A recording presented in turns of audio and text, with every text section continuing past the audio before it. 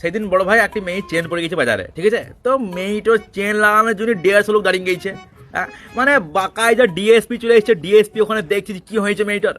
DSP বলছি যে হ্যাঁ এরকম একটি অবলা নারীর সঙ্গে মাঝ রাস্তায় চেন পড়ে গেছে, লাগানোর লোক নাই।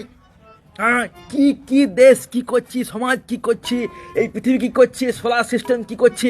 আর আমার সেদিন চেন পড়ে গেছে, তো পিছনে টোটোওয়ালা বলছি এই মাংমানি ভাই ওরকম বালে সাইকেল রাখবি কেন রে? হ্যাঁ, চেন চেন পড়ে ফেলেছে সাইকেলটা, সরকার থেকে। বড় ভাই মিনিটের বেলাতে হেলিকপ্টার সারা মিস্ত্রি চলে আসছে ও চেন লাগানোর জন্য শুধু। আর আমার বেলাতে বলছি স্যার ভাই এখানে কি করছি বালাচোদা। তারপরে ছেলেগুলা পোস্ট করছি ফেসবুকে যে ও হো হো যে আইন শুধু মেয়েদের ধারে, ছেলে ধারে কিছু নাই।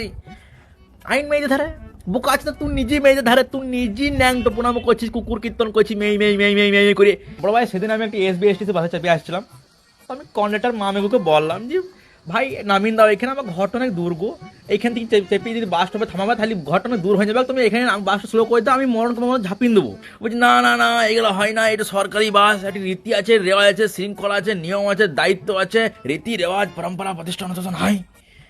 আর যে একটি সুন্দরী করে 18 বছর মেয়ে বলতে লাগে যে দাদা শুনুন না প্লিজ, এখানে আমার না বাড়িটা অনেক দূর হয়ে যাবে, আমার বাবা আসতে পারবে না আজকে, তো এখানে প্লিজ এখানে বলছে হ্যাঁ হ্যাঁ ঠিক আছে ঠিক আছে। আরে নারী তো, নারীর হেল্পলাইন তো আমার অবশ্যই আছে না। আরে মামে গো, আমি কি তোর মামার গাইন মেলে হিলাম?